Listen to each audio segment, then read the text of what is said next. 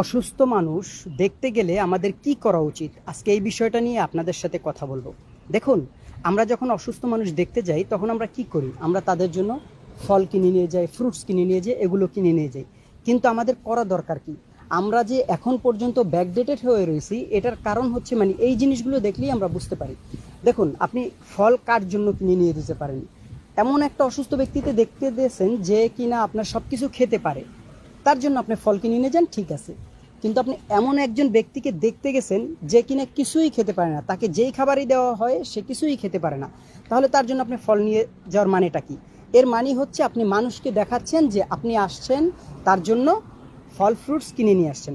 আরে ভাই, আপনি মানুষকে দেখাবেন কেন? আপনি আল্লাহকে দেখাবেন। আপনি যদি তাকে ফলগুলো কিনে না দিয়ে আপনি যদি তাকে 2,000 5,000 টাকা দিয়ে দেন, দেখা যায় সে একটু হেল্প, এটা থেকে সে একটু উপকারিত হলো, তাদের ফ্যামিলি মেম্বার তাকে একটু চিকিৎসা করাতে পারবে, ওই টাকাটাও কাজে লাগাতে পারবে।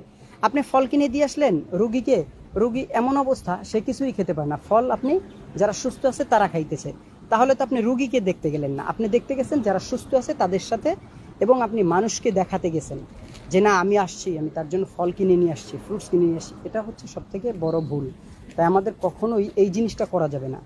রুগীর জন্য গেছি আমরা, রুগীর যেটা হলে ভালো হবে সেটাই আমাদেরকে করতে হবে। মানুষকে দেখিয়ে কি লাভ ভাই? আল্লাহ তাআলাকে খুশি করার